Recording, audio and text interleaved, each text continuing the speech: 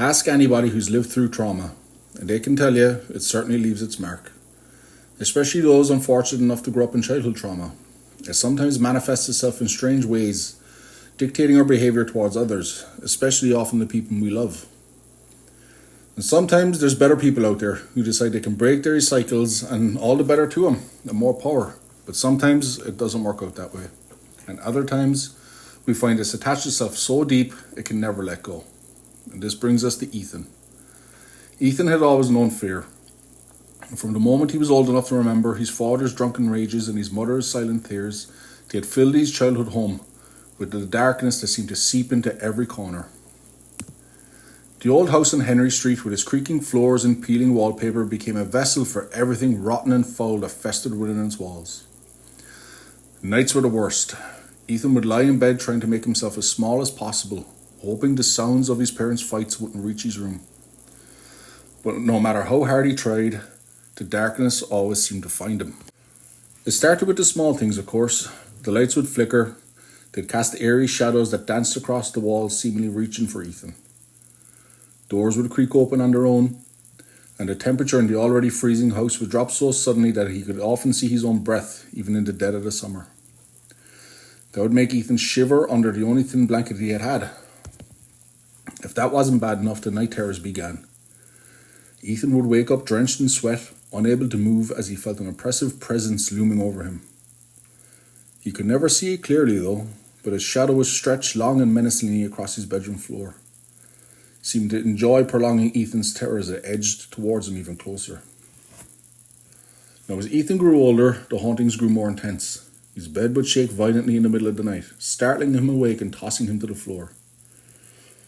He often had terrible bruises and gashes left in the mornings, and objects would fly off the shelves, crashing to the floor. He would hear whispers, sinister and unintelligible, just as he was about to fall asleep. His parents, of course, dismissed these fears, attributing them to his overactive imagination, often accusing Ethan himself of being the one responsible for it. But he knew better. He felt the malevolence of the spirit that haunted his home, feeding off all the pain and anger that seemed to fill it. The years passed by, and Ethan grew older and finally managed to escape his home. He moved to a new city, started a new career, and met a wonderful woman named Sarah.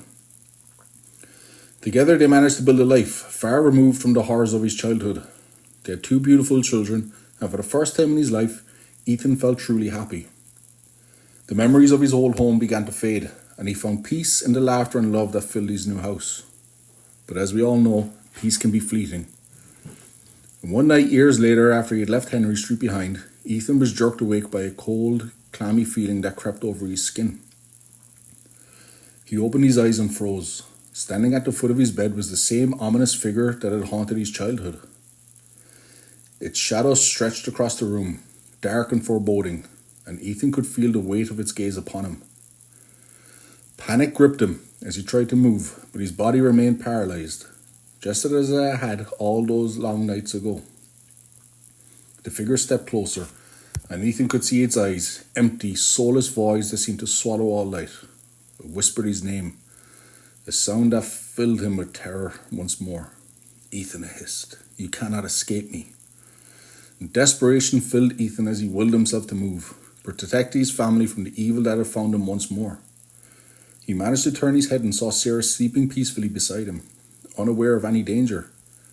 And with every ounce of strength, he forced his body to break free from the paralysis. He reached out to shake Sarah awake, but his hand passed through her as if she were made of a mist. "No," he whispered, his voice trembling with fear. "This can't be happening." The figure loomed closer, its breath cold against Ethan's face. "You belong to me," it whispered. "You always have."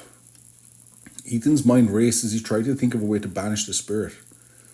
He remembered the stories his grandmother used to tell him about fighting evil with light and love. Gathering his courage, he closed his eyes and focused on the love he had for his family, the joy they had brought into his life.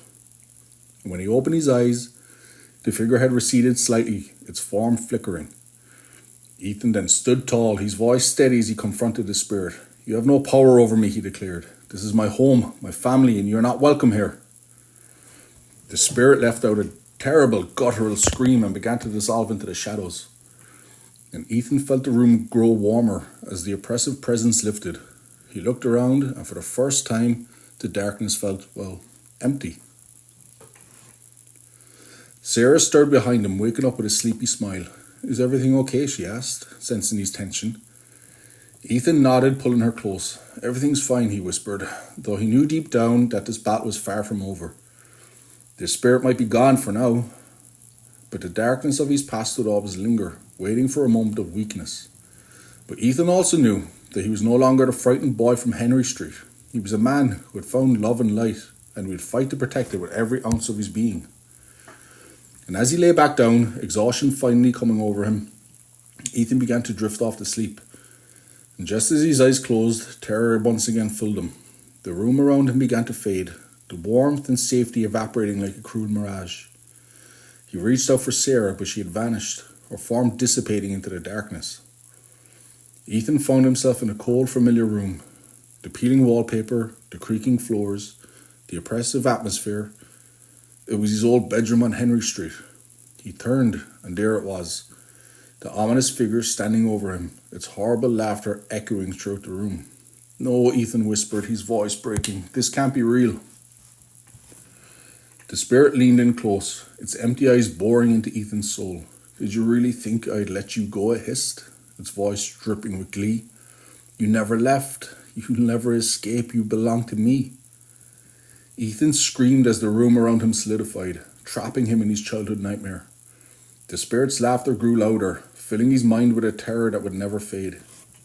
He was back in his old room as a child again, and the spirit was still laughing feverishly, sweetly savouring its victory. And although it's been years since Ethan was a boy, the house still stands in Henry Street, but now its exterior looks as broken as shattered as that poor boy's hopes.